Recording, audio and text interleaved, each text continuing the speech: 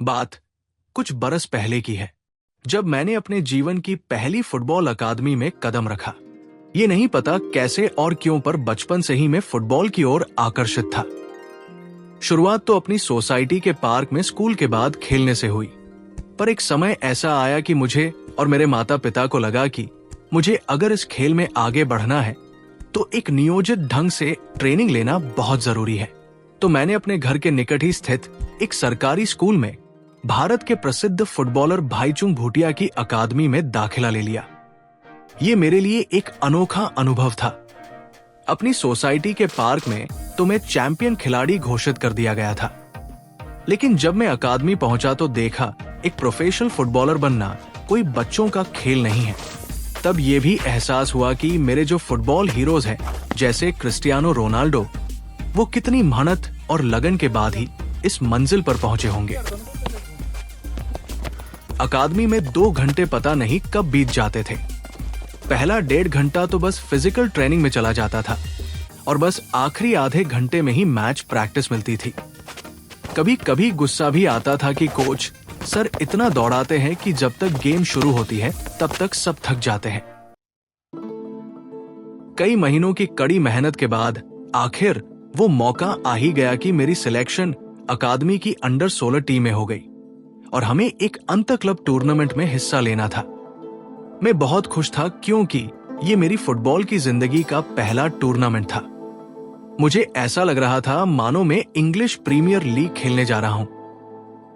जब हमारी नई किट्स आई तो जर्सी के पीछे अपना नाम और लकी 17 नंबर देखकर मेरा सीना मानो गर्व से भर गया हो। अभी तो एक मैच भी नहीं खेला था, पर मुझे अभी से ही ऐसी फीलिंग आ रही थी कि हम टूर्नामेंट जीत गए।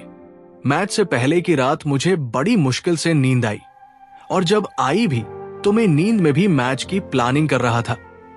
इसी उत्साह के साथ मैं अकादमी पहुंचा, जहां से हमारी टीम बस में टूर्नामेंट वेन्यू पर पहुंची, ठीक वैसे ही जैसे प्रोफेशनल फुटबॉलर्स जाते हैं।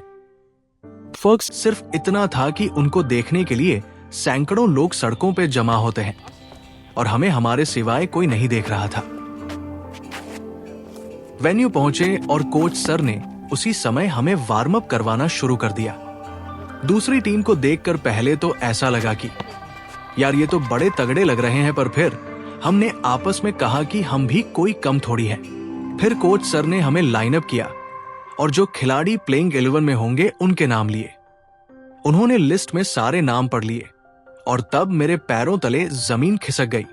मैं प्लेइंग 11 में नहीं था, मेरा नाम एक्स्ट्रास में था। मैं बड़ा परेशान हो गया। कल तक तो कोच सर ने बोला था कि मैं खेल रहा हूं, प्रैक्टिस भी कराई, फिर अचानक ये क्या हुआ। मैं रुआसा सा हो गया। गुस्सा भी बहुत आया कि मुझसे ऐसी क्या गलती हो गई। कोच सर ने मेरा चेहरा पढ़ लिया था। वो मुझे अलग ले गए और बोले, सिद्धार्थ निराश मत हो, तुम्हारी जगह मैं साहिल को खिला रहा हूं, पर इसलिए नहीं कि वो तुमसे अच्छा खिलाड़ी है। साहिल के पिता सरकारी स्कूल में चौकीदार है, वो अकादमी की महंगी फीस अफोर्ड नहीं कर सकते। साहिल ने स्पोर्ट्स स्कॉलरशिप के लिए अप्लाई किया है। अगर इस मैच में वो नहीं खेलेगा तो उसे स्कॉलरशिप नहीं मिलेगी और शायद उसका फुटबॉल ही छूट जाए। जिन लोगों ने स्कॉलरशिप देनी है वो आज इस ग्राउंड पे हैं। मैं पहले तो समझ नहीं पाया कि मुझे ही क्यों हारा सा महसूस किया। मैच हुआ और साहिल बहुत अच्छा खेला, उसको स्कॉलरशिप मिल गई। मैच खत्म हुआ, वो मेरे पास आया और मुझे गले लगा लिया। उस दिन मुझे लगा कि मैं हार के भी जीत गया।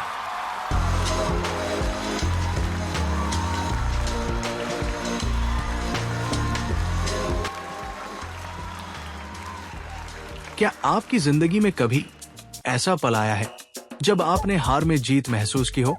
अगर हाँ, तो हमें कमेंट सेक्शन में जरूर लिखें। और हाँ, अगर आपको ये कहानी पसंद आई तो लाइक करना ना भूलिएगा। यदि आप आम जिंदगी की खास कहानियां सुनना पसंद करते हैं तो ये चैनल जरूर सब्सक्राइब करें।